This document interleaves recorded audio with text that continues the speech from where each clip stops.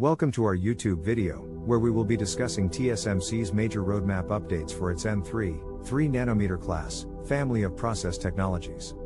The N3 family is TSMC's final high-performance node based on FinFET transistors, and it will last for many years, with multiple versions to come.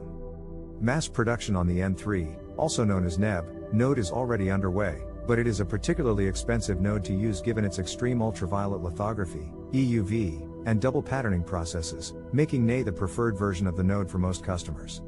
NE uses UV on up to 19 layers, does not use double patterning UV, has a wider process window, and better yields. One step in the N3's evolution is the upcoming NEP node. It will largely be an optical shrink of NE with refinements that boost performance while reducing power, and it will be ready for mass production in 2024. This also preserves NE's design rules, allowing chip designers to reuse existing IP on the new node. For HPC applications that can tolerate high power leakage and use, such as CPUs and GPUs, TSMC is introducing NEX.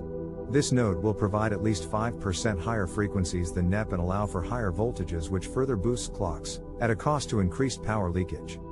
Despite this, NEX has the same transistor density as NEP, and TSMC is yet to specify whether NEP and NE have compatible design rules.